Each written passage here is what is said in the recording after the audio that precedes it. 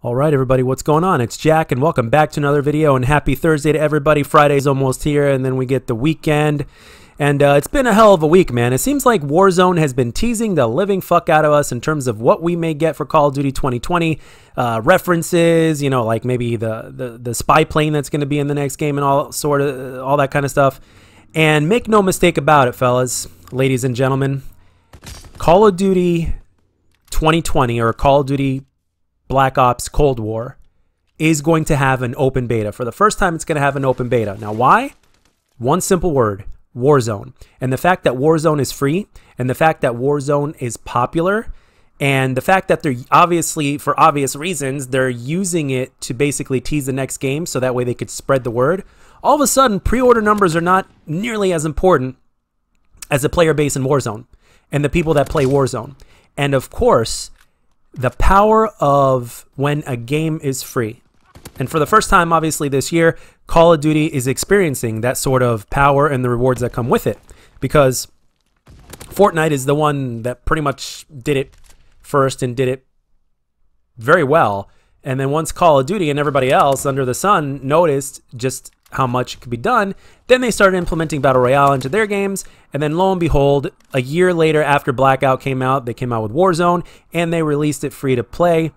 I mean, seriously, like it's, if you think about it, it's not, I won't say it's a genius move because others did it before Activision or whatnot, but it is a smart move. And in terms of the way they're promoting the next game and probably the games to follow, and that they're doing it under the free-to-play format that is Warzone. And in the future, you never know. They might have a version of the multiplayer, like the traditional multiplayer, that is going to be free-to-play, and they're going to use that as well to tease people in terms of what's going to happen with the next game, what might there be in the next game, maybe a little clip here and there, and as time goes on.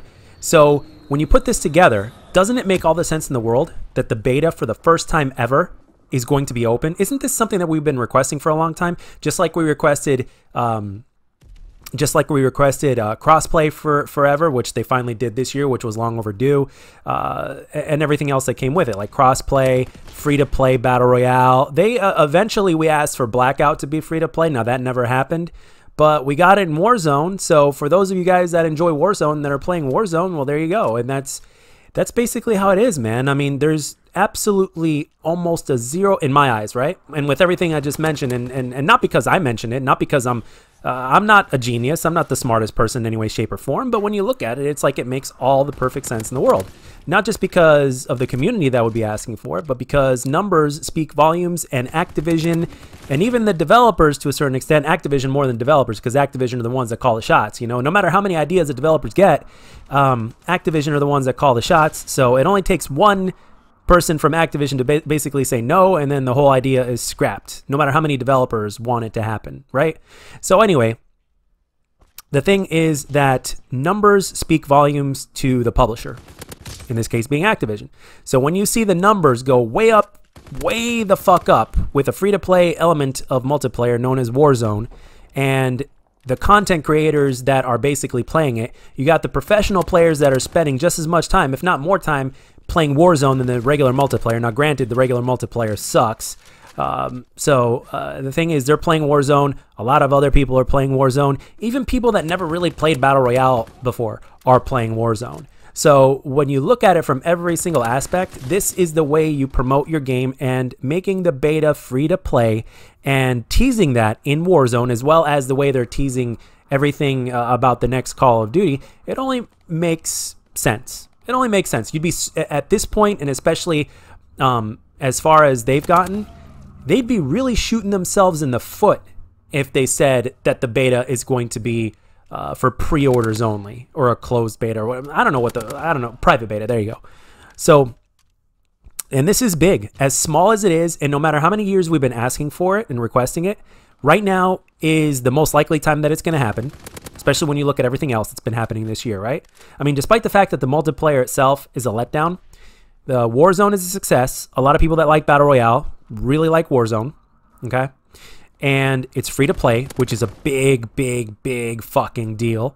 So when you put all that together, guys, there is no doubt whatsoever that the beta is going to be free, and that is going to be a really, really big deal. Because right now, when you have numbers to this extent, you have a much better idea of basically how people feel about your game, about how they truly feel. And you get a bigger feel of the game as well, and you're able to basically test it to a whole other degree that you were never able to before. Because it's a big difference when you got 1 million people playing your game versus, let's say, 70 million people playing your game. And all you really have to do, especially since more people are actually playing the Modern Warfare multiplayer, that's what they say, more people are actually playing the Modern Warfare multiplayer now because they've actually purchased Modern Warfare after they've experienced Warzone. Wouldn't this make sense? And wouldn't this kind of translate to the beta as well? So if the beta were free to play and more people got their hands on it, wouldn't more people end up pre-ordering the game after beta is over? Right?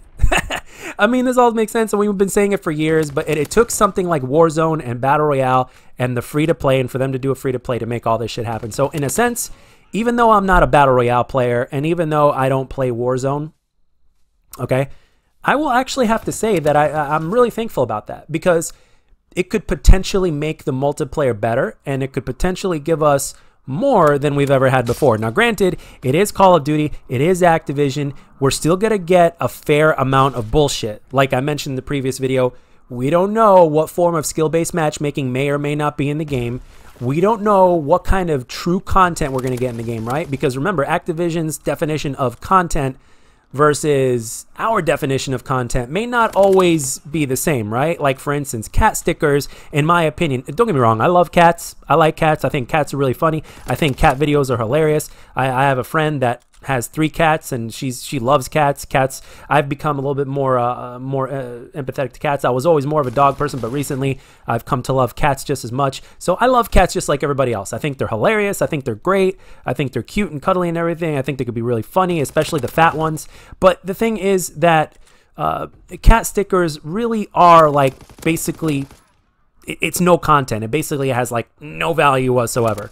So to consider that content is kind of bullshit, right? Just because the developers make something and put it in there for something that just has basically little to no use whatsoever doesn't necessarily make it content worthy, right? Or the content is something that you actually want to grind for, like for instance, weapons. Some people will even say that camos are not even that much of a true content. Some people will disagree, so let's just say because a lot of people go for dark matter every year, right? So let's just say that camos are a legit form of content. So you got camos, you've got weapons, and basically all sorts, like for instance, some of the things that they've implemented in previous Call of Duties, such as the voice packs. Like you guys remember back in Ghost when Snoop Dogg was the one that you could have like the Snoop Dogg voice pack and you'd hear him calling in UAVs and shit. That was really cool. Stuff like that is legit content. So we need things like that to be in the game, and stuff that you'll actually grind for, or maybe even pay for if the price is reasonable and worth it. Like, we're not talking about the watches that they released in this game that basically show your deaths, which is something that the scoreboard has always done and is supposed to do. But I guess they just wanted to cash out, right? So that's how it is. So there's always going to be people that fall for that kind of shit. You know, whatever. I mean, let them be who they are and spend their money. I mean, it's not like it affects my bank account or anything like that. But I will say that the only thing that it does affect is that it keeps making Activision, because again, they think in numbers, right? It keeps making them think that, oh, this is legit content. We're going to keep doing it because we're obviously making money off of this. And whether or not they're right, they are right about one thing. They're right about the money factor, and ultimately that's what matters. It's all about numbers and money. And because of numbers and money, and because of Warzone providing all this with it being free to play and everything else, and what it's been able to generate because it's free to play, all of a sudden now the beta itself is going to be open, no down payment necessary, no pre-order necessary, and watch, mark my words, you will see that those pre-order numbers after the beta is over, after the period of playtime is over in beta, I guarantee you, and especially if that beta is crossplay, holy shit, and it should be. Holy shit, you will see those pre-order numbers go through the fucking roof, and Activision is going to announce that shit because again, it's another form of promotion. When you announce something like that, something that's really good and something that makes you look better because of the numbers and stuff like that, guess what? It's a form of promotion, and the more promotion they get, the better, especially if it's a cheaper form of promotion, right? I mean, like something like making an announcement instead of making a commercial. You know, much cheaper to make an announcement than it is a commercial. Well, depending on the way you make your announcement and shit like that. But yeah, guys, mark my words, the beta will be open for the first time, and I have a strong feeling that it's going to be crossplay.